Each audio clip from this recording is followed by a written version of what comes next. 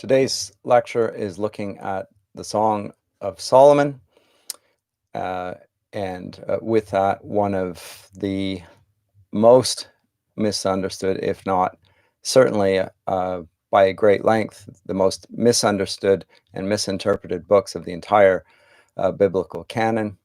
That is my contention. It's also the contention of Leland Ryken, whose book we're using here to guide our class and our study of the Bible as literature.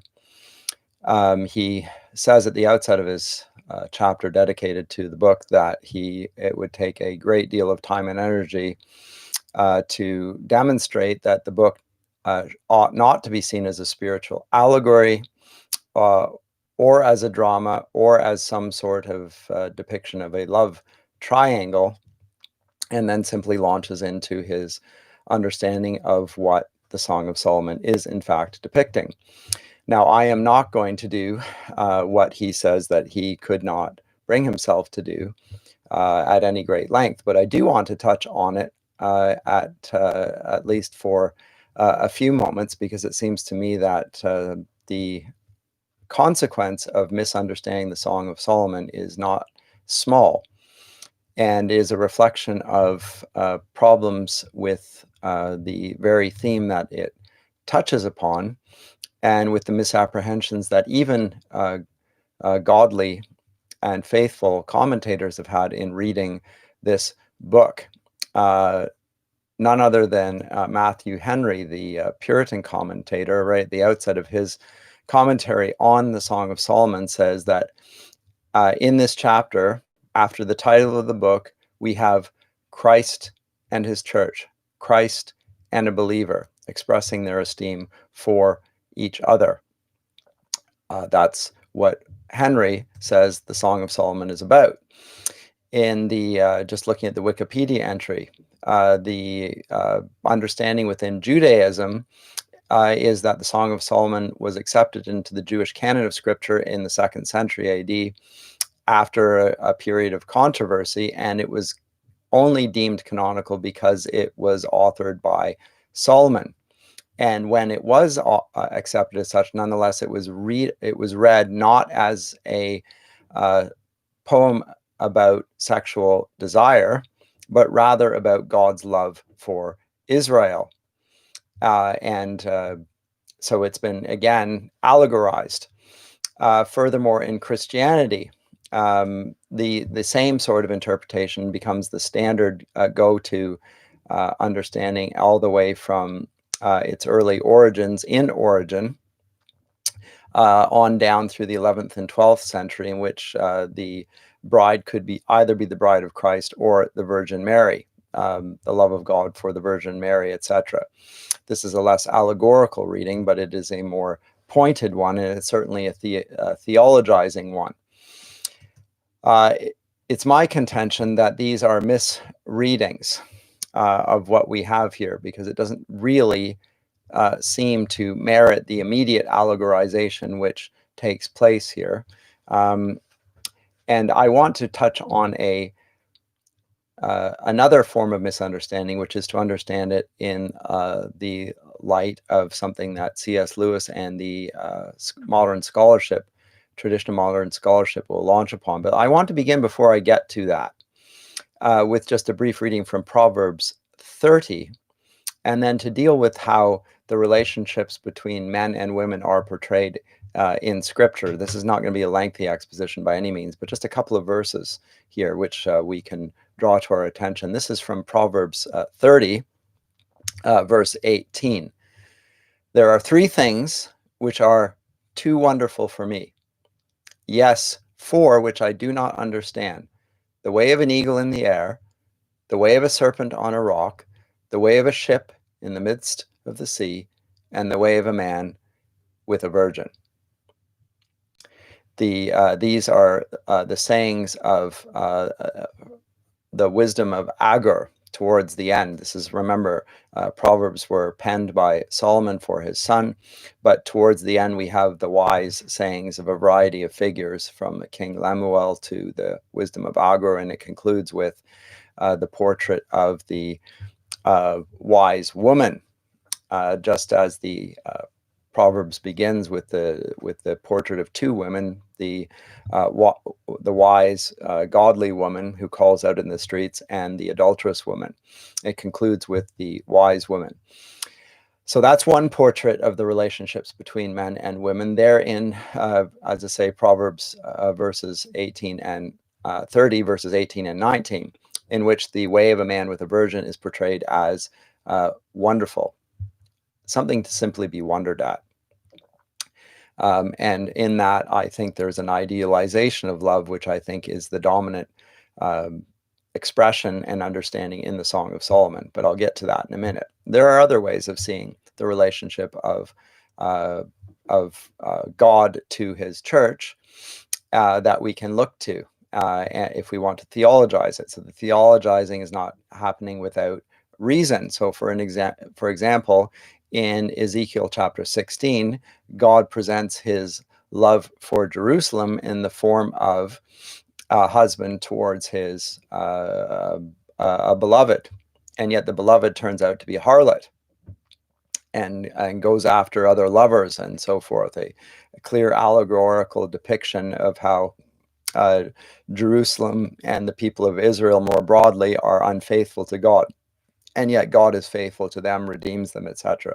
So that's one portrait there, and that portrait of the prophet in Ezekiel is matched and probably exceeded by that of Hosea, where Hosea the prophet is called upon to marry an adulterous woman, to take upon himself to marry her even though she be adulterous, and to keep on taking her back and so forth, and says, so for you, this is how awful is this, that's what it's like for me.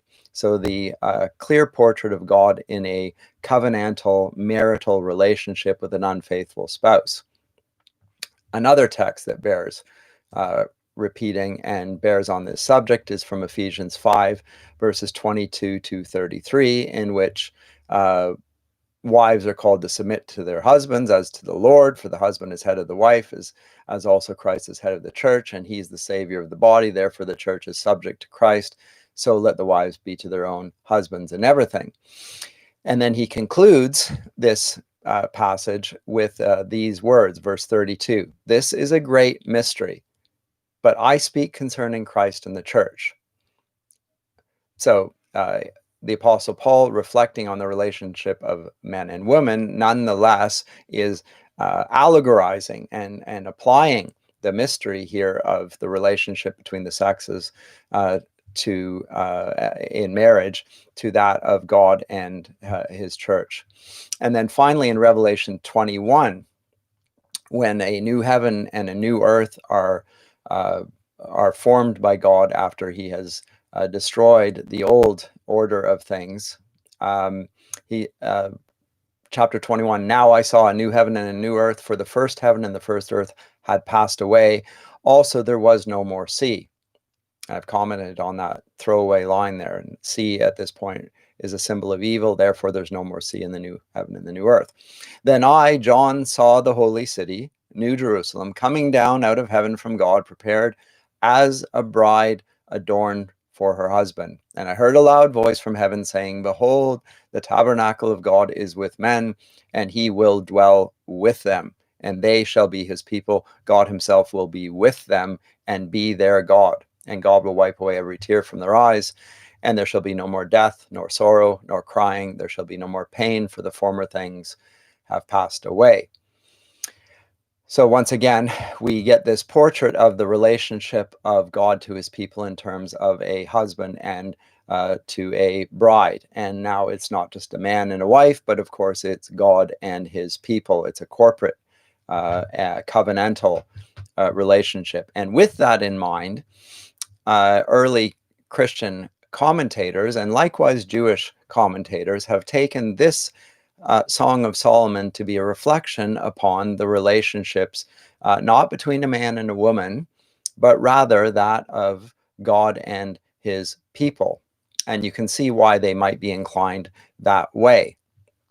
And that goes not just for Christian commentators, and I'm going to reflect on the fact and the question of why Christian commentators have leaned in that direction. But even in the Jewish commentators, there's the same sort of representation of what the Song of Solomon is about. It is a theological, to be taken theologically and understood in those terms, and not to be understood as a reflection on the wonder of marital love.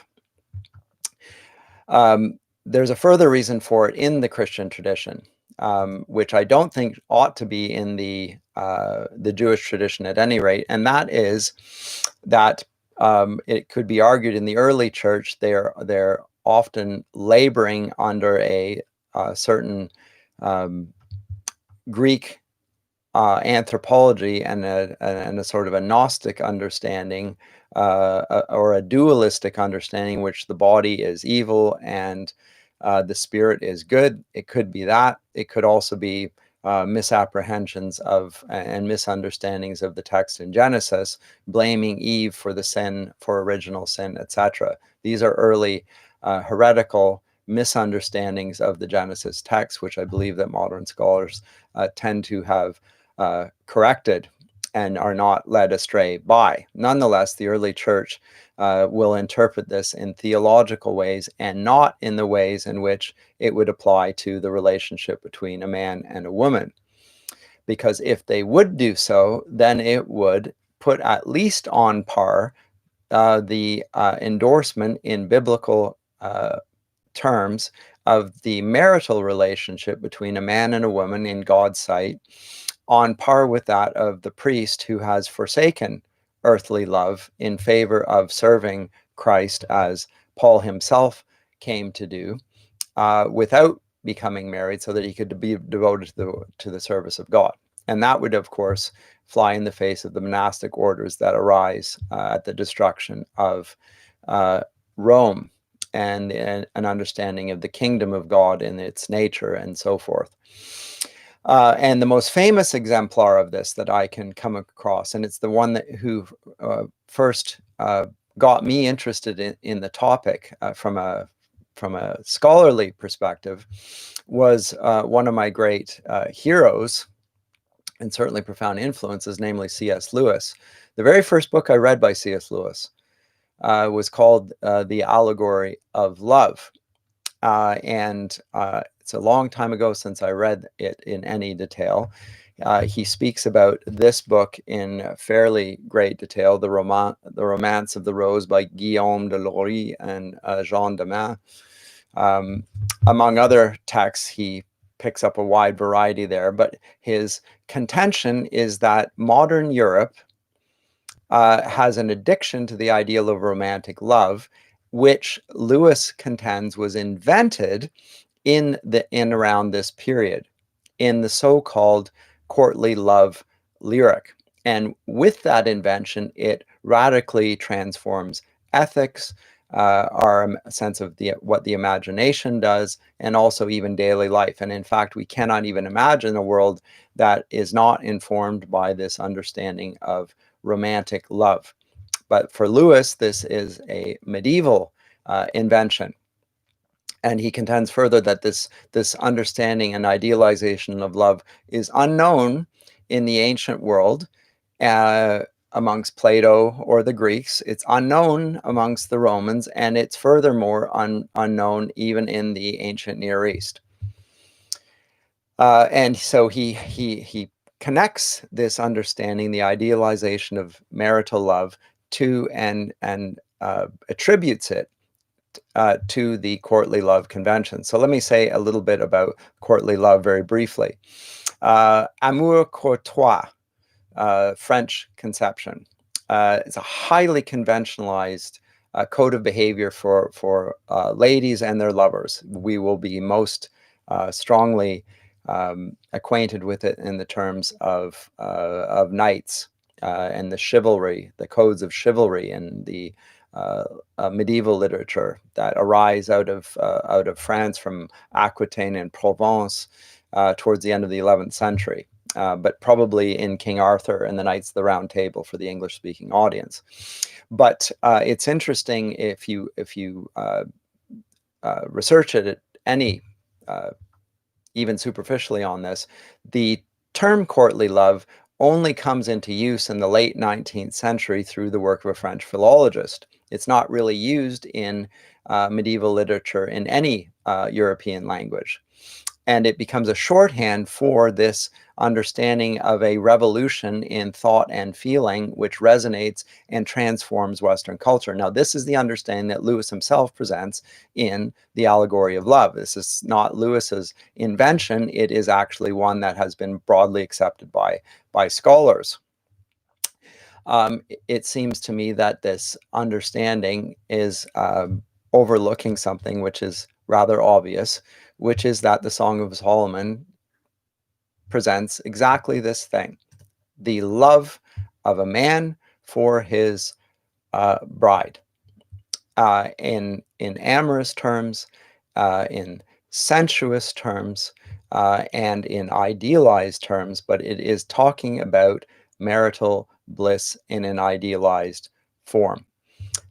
And with that, I think, with all of these misapprehensions, I think the modern reader, and that includes ourselves, comes to the Song of Solomon and has a great deal of difficulty reading the text and understanding the text, and not misreading or misapprehending or simply discounting the text.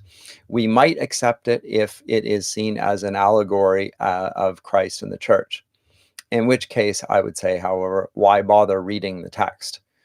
If it's to be taken allegorically, we already have the allegory represented rather fulsomely in the passages that I read to you earlier. Ezekiel 16, Hosea 1, Ephesians 5, Revelation 21, we already have something like an allegorical interpretation of the relationships between the two sexes, being a truer reflection on the relationship of God to his church, or in the Jewish conception, the relation of God to the people of Israel as a beloved. The problem with that from a Christian vantage point, at least to my mind, is that the relationship of God for his people is one of a lover for an, quite frankly, an unworthy object. Whereas in the Song of Solomon, it's plain that the object of love is worthy of the lover's regard and treatment. There's nothing unworthy in the sight of the lover or of the beloved. They are both idealized. There's no hint of sin there. Now, you could go on to say this is how God looks at his church, clothed in his righteousness, washed clean, and in that sense is a reflection not on the state of the church as we see it in our day, but rather as God sees it. When he looks to Christ, he sees the church included in Christ and connected to Christ, and in that sense sees it in the eschatological terms that we see in the second coming and in Revelation 21. That would be one way of seeing it then, if we did want to theologize it and see it that way. But it's, and I think that's admissible. Having said that, I think what it then overlooks is the very literary genre which we have presented to us, which is quite simply treating the Song of Solomon as a collection of love poems, and with them saying something profound about the wonder of marital love, and in particular the what we might see as the chivalrous relations of this. Now, this is not insignificant, because in our days, the relationship between men and women is the subject, and the proper relation, even within marriage, is the subject of a great deal of discussion. And I'm not going to get into the weeds on that subject here, because this is a study in the Bible as literature, and in this case, the Song of Solomon. So I will skip over all that and stay out of the weeds as I've put it here. But my answer to the question of what kind of book, what genre of literature is this, how are we to read this book, I think we read it best as a collection of love poems. So when it says in the second verse, as Ryken notes, "Oh, that you would kiss me with the kisses of your mouth," it's obvious that the characters in the book are in rapturous love with one another. And the main actions of the book are entirely related to exactly this understanding. It's romantic love. It's between a man and a woman, and as the centerpiece of the entirety of Song of Solomon makes clear, marriage is the context for that romantic appeal. Now, this is in contradistinction to the very thing that I spoke of earlier, this amour courtois, or courtly love convention, in which contrary to what Lewis has suggested in the scholarly tradition, the relationship that's presented in courtly love is entirely adulterous. It's hard for me to see how this becomes Christian. It seems to be rather the debasement, in some sense, of Christianity and Christian love, which idealizes marital love. And idealizes also, or understands the idealization of marital love as the same sort of reflection of the love that God bears for his church, as we see in Revelation 21 or in Ephesians 5. And so unless we're simply going to evacuate it of all personal application and all bodily expression and all linguistic presentation, I think we have to read this at first at the literal level before we go to the allegorical level. And this seems to me a good reason why the Song of Solomon needs to be read and reinterpreted, and why looking at it as literature is a very valuable thing to do. So to repeat myself, this is not a story, it's not an allegory, it's not a drama, it is simply a collection of love lyrics. And when we read the love lyrics, we vacillate between a variety of moods and so forth. Now, the basic structure of the poem is hard to follow unless one sees it in this form. It's more or less what Reichen calls a stream of consciousness. It follows the shifting patterns and moods of the person that is speaking. And one of the problems with this, and this is what I tried to do early on when I was trying to read it as an allegory, and you doubtless would have done so as well if you've come to the text as a Christian reader or as a Jewish reader or somebody who's trying to make sense of what's going on, is to answer the question for yourself, who is actually speaking here? Because when you seek to do that, you really find it a very difficult thing to do. But when, as Reichen says, you are liberated by the idea that this is stream of consciousness, more or less, and that we have a collection of love lyrics that are organized in the form of something like a chiastic structure, so that where it begins, it also ends, and it crosses over. And at the crossing point in chapters 5 and 6, we have the marriage itself being described, or the wedding of the two beloved. We don't have then this narrative of where the lovers are courting and then at the end of it they get married. The marriage is at the center of that. And the courting that goes on at the beginning is also a part of the after-marital relationship. And this is very interesting then, because it's suggesting that the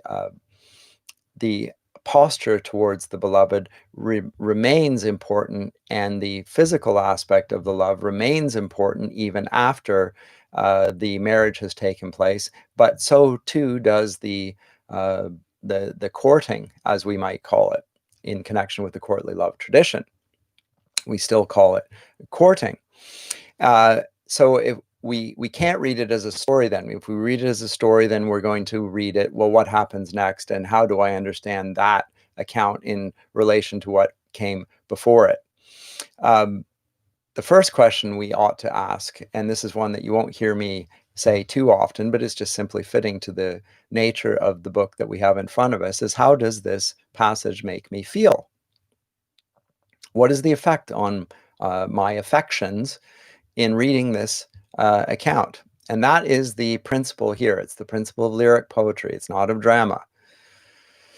So, and if we try to read it as drama, everything hinges on who's doing the talking, but we have no idea who's doing the talking. We get very quickly frustrated with the book and set it aside and just say, well, it's an allegory of Christ for the church, or God for the people, the nation of Israel, and it's a little bit weird. And the poetry, furthermore, is really weird, and I'll get to that in a second. But I think we need to read it as a collection of love poems, and I like what Ryken suggests in the form of Renaissance love poetry. And there, I think we find something very interesting, because in the Renaissance love poetry to which he is referring, he's referring to the English Renaissance love poetry, the sort that we find in Sidney and Spenser, who write epithalamions, or wedding poems. And we'll talk about in the terms of pastoral poetry, very common in the 16th century. But the 16th century of English literature is motivated by the Reformation, whereas the poetry to which Lewis begins us with in the 12th century and the 13th century, and we could speak of Dante's Commedia here, is dealing with a Catholic tradition of mysticism, or at least there's an influence there, and the influence of Islam, and to some degree, a very different tradition. And we can see this in Dante, which I'm actually teaching concurrently with this. We can see this in Dante because Dante was a courtly love poet. He wrote the same sort of poems which he condemns in book or canto 5 of the Inferno. Paolo and Francesca are poring over a work in which we have the famous knight Lancelot and Guinevere committing not only adultery but treason. And Dante, at the conclusion of that 5th canto, falls down as if dead, because what he has done is not committed the adultery, but having written similar sorts of poems to those which Paolo and Francesca were reading, has enticed others to commit adultery as a consequence of this. We don't see that conception of romantic love in the medieval period. That is the pure marital love, which we do see idealized in 16th century English poetry. And so I'm going to disagree with those who know more than I about this topic, because I'm not a medievalist, although I was interested in it, and I'm not even a Renaissance scholar, although I read it and I teach on it to some degree, but I'm not an established scholar in these fields. Nonetheless, I can note that this broad shift between the medieval and the Renaissance, English Renaissance period is marked.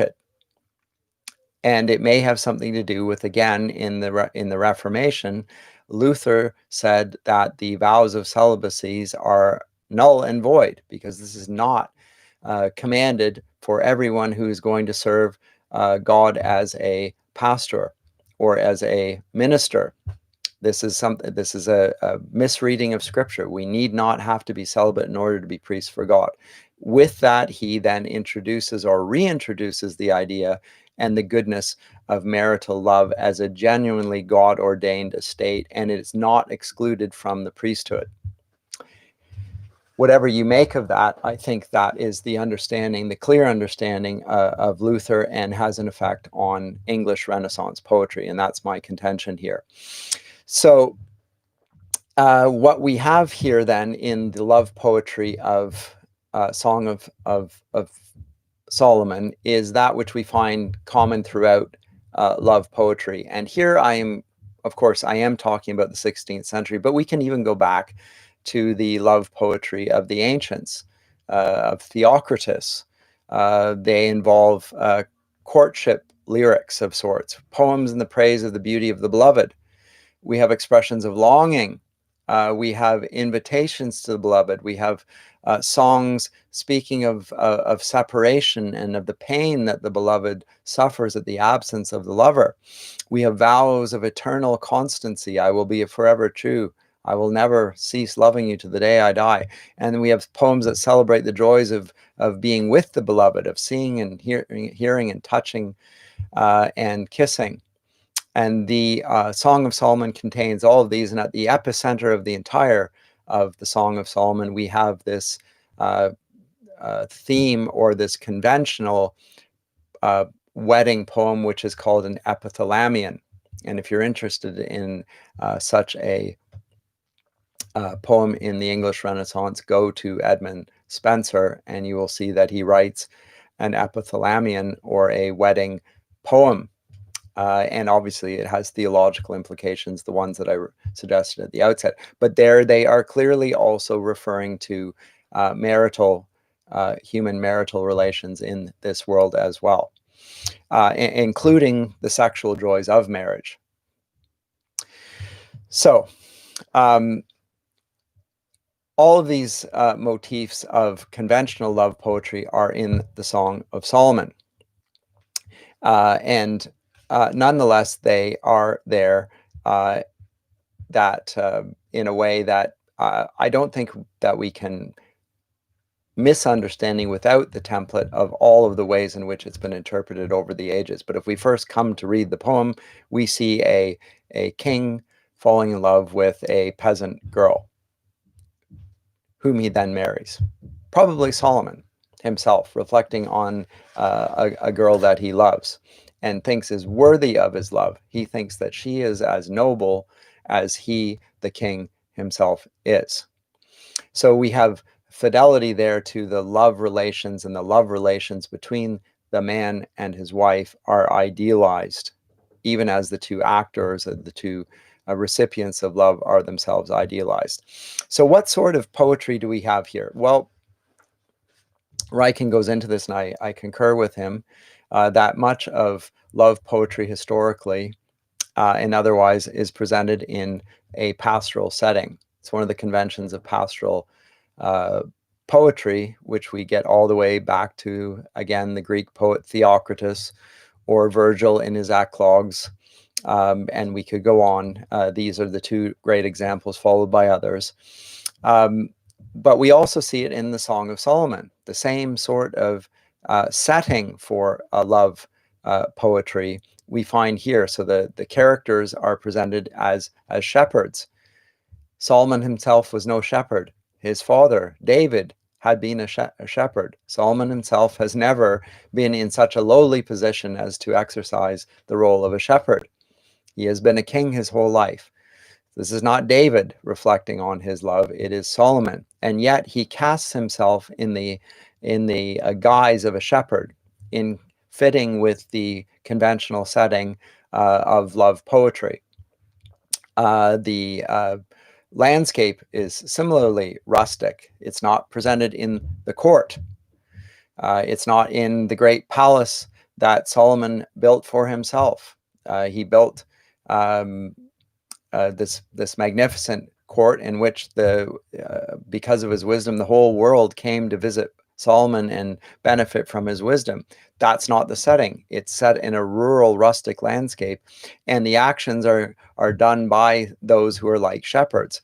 So the landscape in love poetry counts for a lot. We needn't think that just because the language is of a rustic or a shepherd, and in that rural landscape, that the man who penned them, namely Solomon, is doing anything other than translating that into his actual physical setting there of a court. Yet it's appropriate. The poetry, therefore, is metaphorical and not literal. And yet the love that he bears is literal. And the metaphor allows him to idealize and carry with it certain conventions. Now, no one portrays that these are literal, a blow-by-blow account of literal events happening. And usually, and this holds true, I think, also for Virgil's eclogues and Theocritus's idyls, when he is writing about shepherds, he's actually not writing about shepherds per se, but rather about kings, and casting them in the guise of shepherds, where they are unadorned, where the love is sincere and unfeigned. So they imagine themselves as the sort of people which we meet often in rural settings, where they are not capable or where the conventions of the day are not those which we find often in mass society, let alone highly urbanized ones, in which the manners are so complex that we never actually hear a person's authentic, sincere opinion. Here they are presented sincerely. Maybe that's why it is the shepherds that are presenting it this way, unvarnished. This is the sincere feelings that are being expressed. So when we refer to the shepherd, we're probably referring to a courtesan or a prince himself. Now, various ways in which this is presented then. The forms of language. Reichen lists 4 or 5. So he lists as standard genres for this a pastoral invitation to love, in which the lover invites the beloved to love him in response. It's effectively a marriage proposal. We can see that in chapter 2, verses 10 to 15, and chapter 7, verses 10 to 13 in Song of Solomon. Another form is the blazon. Now, the blazon is a type of utterance in which the beauty and the virtue of the beloved is compared to an object which we find in nature. So, and the Song of Solomon is rife with these expressions. So, Song of Solomon 2, verses 1 to 3, 4, verses 1 to 5, verses 12 to 15, chapter 5, verses 12 to 16, chapter 7, verses 1 to 9, and so forth, and compare the beloved to these things. We can also see it in comparing the delights of the love relationship in rural images and techniques. So, for example, in chapter 1, verse 14, my beloved is to me like a cluster of henna blossoms in the vineyards of En-gedi. With great delight I sat in his shadow, says the beloved, and his fruit was sweet to my taste. Chapter 2, verse 3. So just an explicit comparison of a person to a natural object. What we are clearly not getting here is what we will find that we almost invariably do in Western, or that is in European literature, is making a physical description. If we try and understand the poetry of Song of Songs in terms of physical description, we're going to be repulsed by it, because the woman's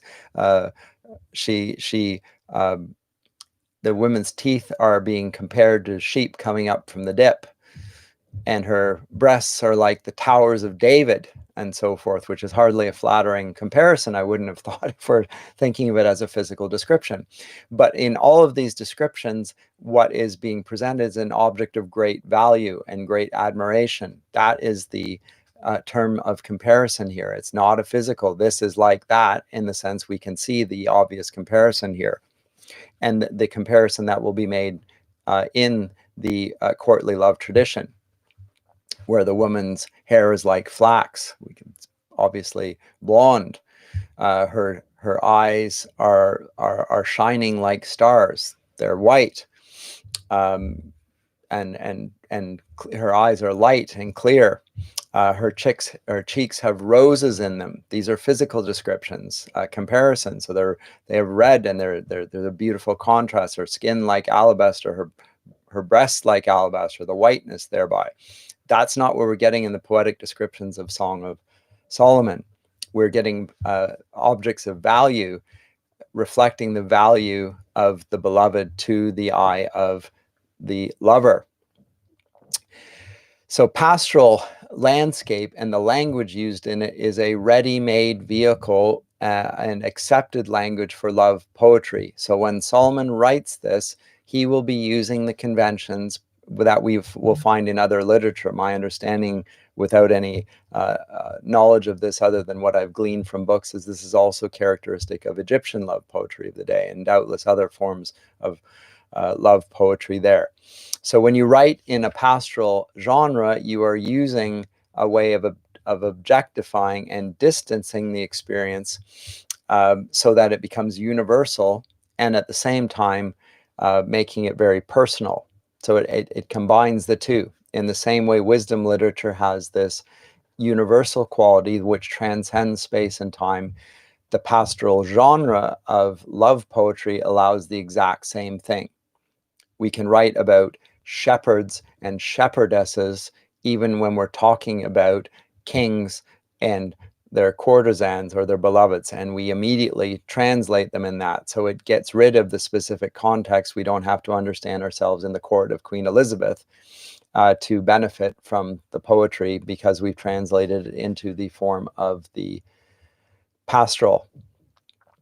And the pastoral setting also idealizes the love that's portrayed then. It is an idealized form. So what is the form of language then? Well, and what characterizes it? Lewis calls it the golden style. That is when he's speaking of the English and Renaissance poetry in his work on the 16th century, excluding drama. He refers to the style of poetry of this age as the golden style. And I think it's often referred to as the golden age of English letters for that reason. The style is rich and powerful. But what it also is it is not realism. And this is the reason why I think the modern reader finds this type of poetry, which we find in Song of Solomon, and also to the same degree, really, in the 16th century, not to our taste. We are too committed to the poetry of realism to appreciate the ornateness, the elaborateness, and the idealization which we find in the love poetry of both Song of Solomon and in the 16th century as well. This language in the golden style does is it directs us to a very rich metaphoric and symbolic universe being portrayed there. Emotion is allowed to flourish without restraint. No desire on the writer's part to have to conform to a physical description or to a rational purpose per se. It's simply expressing the beauty of the beloved, and the language itself is florid. So it's on the other stylistic spectrum, the other end of the stylistic spectrum from the realism which dominates our own sensibilities. So here's an example, and it's the one that Ryken uses, and it's a magnificent one. Chapter 1, verses 9 to 14. I compare you, my love, to a mare of Pharaoh's chariots. Your cheeks are comely with ornaments, your neck with strings of jewels. We will make you ornaments of gold, studded with silver. While the king was on his couch, my nard gave forth its fragrance. My beloved is to me a bag of myrrh, and that lies between my breasts. My beloved is to me a cluster of henna blossoms in the vineyards of En-gedi.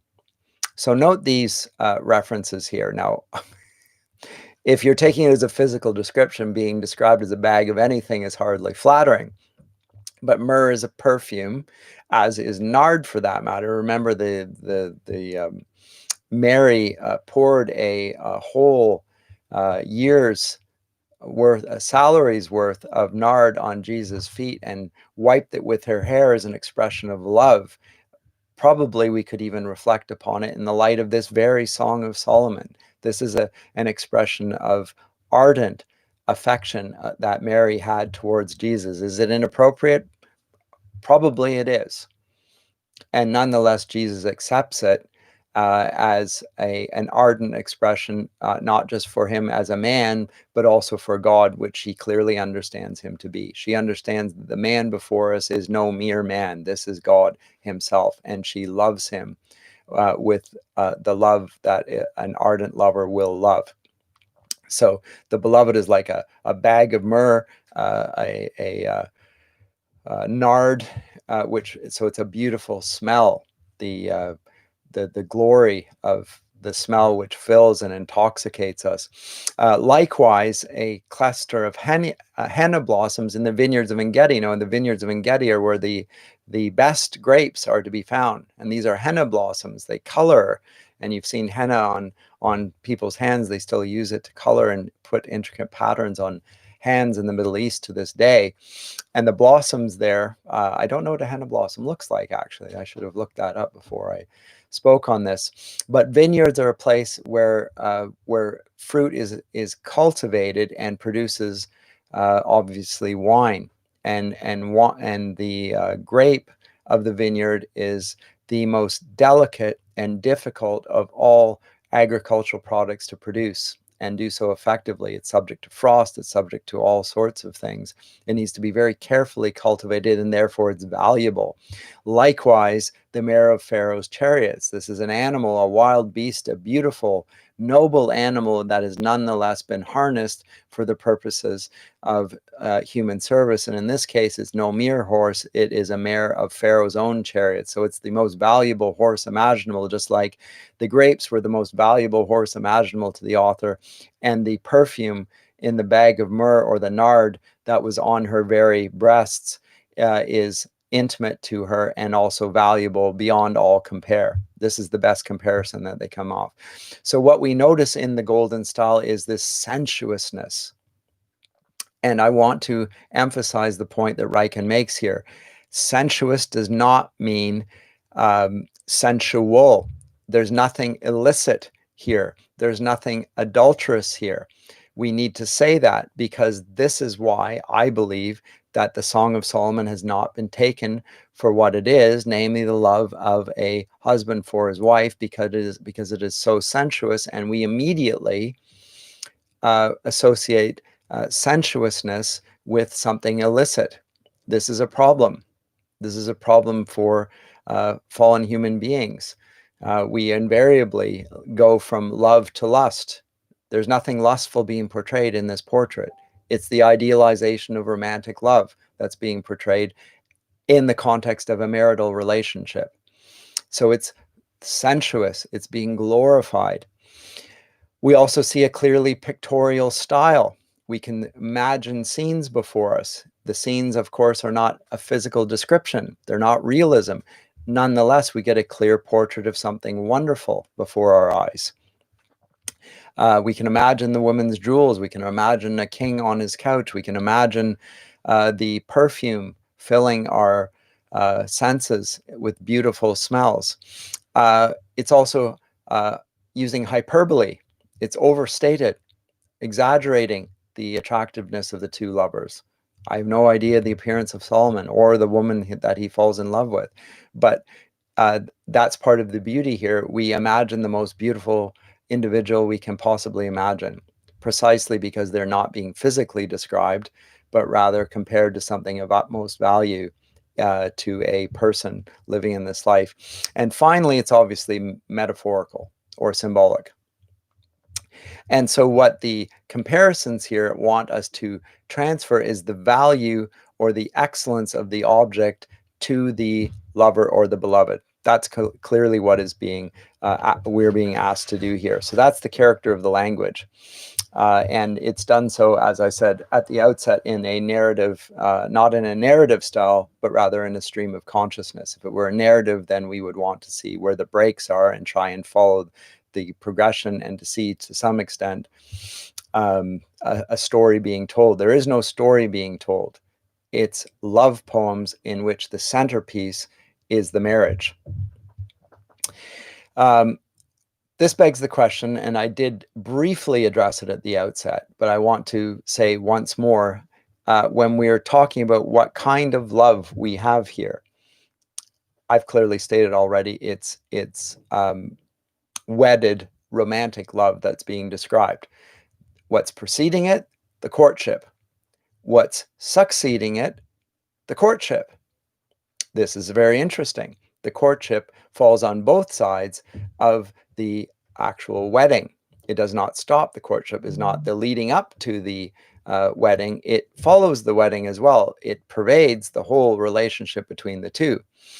And when we say this, then, what we have portrayed here, and I said it at the outset and I'll repeat here, we do not have the agape love of God, to use C.S. Lewis's term.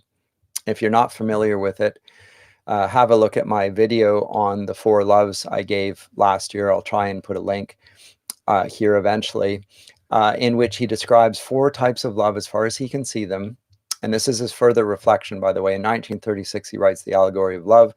I believe it's 1951, but I could be mistaken. He writes The Four Loves. So many years later, reflecting on probably what he was dissatisfied with in the beginning, this idea of different types of love and how they all relate to the love of God. Well, Lewis lists four types, and they are types that are in ascending order of importance.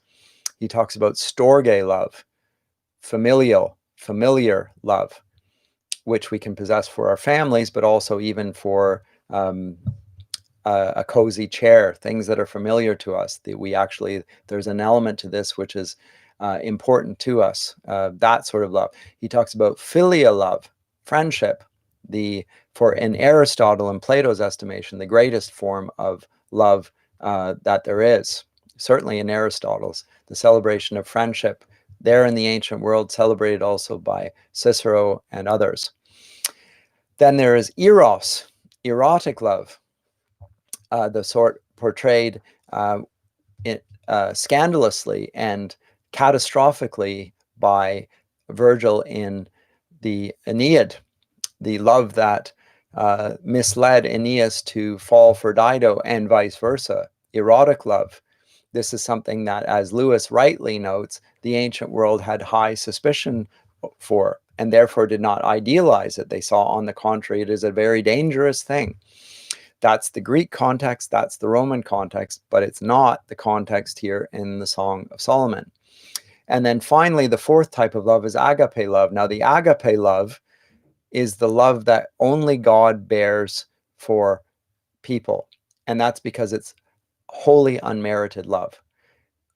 Only God has agape love. Now, unmerited. What we have here is clearly not agape love, it is eros love, because the object of affection, the lover or the beloved, is loved because of their wondrousness, their beauty, their merits, their value, not in spite of it.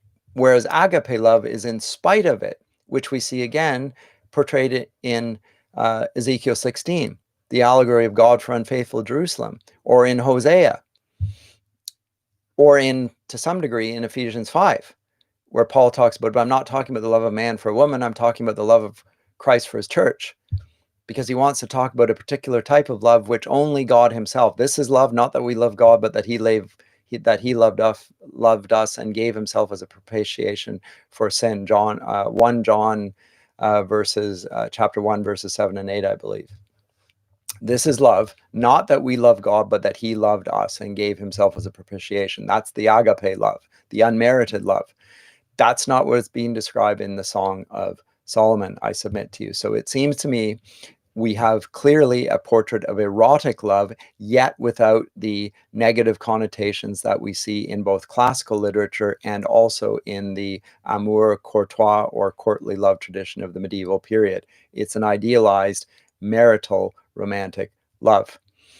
And I mentioned romantic. It is romantic. It's conducted through an elaborate pattern of compliments and wooing and acceptance of compliments and back and forth. Both of them are regarding the other as superior.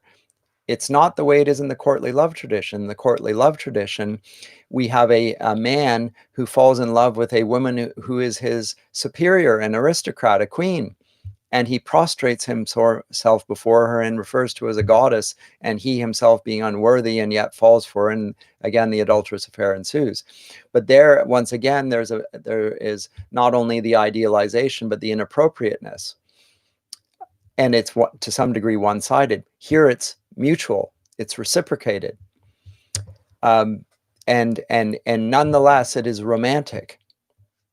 So not the way it is in the courtly love tradition, not the way it is portrayed in Dante and condemned rightly by Dante as misleading and misrepresenting the faithful love of God. Here we have a distinctly human love that is nonetheless physical, reciprocated in the context of marriage, and glorious between a husband and a wife. And finally, or thirdly, it's idealized. the love of the couple is portrayed as ennobling human sentiment. And here I'm going to read directly from Reichen because I think language is wonderful.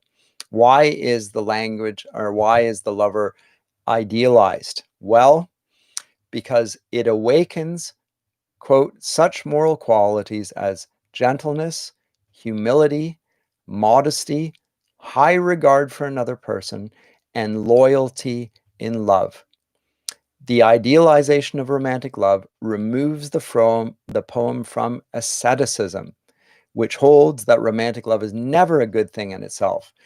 And that is what exactly pushed Origen and the church fathers away from romantic love, because they saw that the love of a man for a woman could never be a good in itself. A little bit too, I don't want to say too theological, because it's not too theological, but perhaps influenced by the understanding of the body and the relations between men and women of the ancient pagan world that had not yet been converted to a fully Christian view, which I believe the Reformation then did. So marriage is the assumed context. Oh, that's my fourth and final point. As the love deepens, which we see in chapters 1 to 3, in 4 and 5, the lady is referred to as Solomon's bride. The love is consummated. It's physically occurring. There's a physical, it's not just an intellectual exercise. There's a physical consummation of love, and it's celebrated in chapters 4 and 5. So I said at the outset, and I'm going to conclude here rather than go on and belabor it at great length, the structure of the book is chiastic. It begins where it ends. And the centerpiece of it is the marriage, chapters 4 and 5.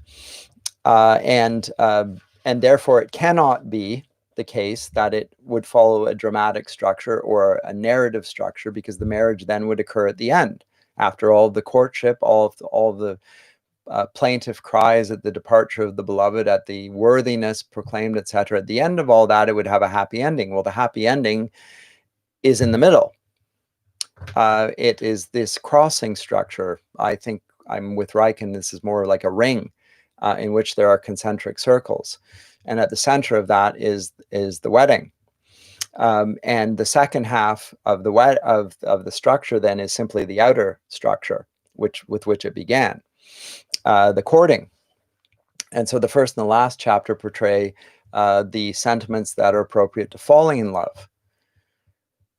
And isn't something interesting and important being said in this then? If this is not just love poetry, but it has application, it's in the canon of Scripture, God has given it to us, then something important is being said about the need to continually fall in love and to work at falling in love with one's spouse, which isn't work. It's simply recognizing the very things that caused you to fall in love to begin with to be still true of your beloved. And so there it is. And I think that I've more or less covered what I wanted to cover here. But what I have effectively said here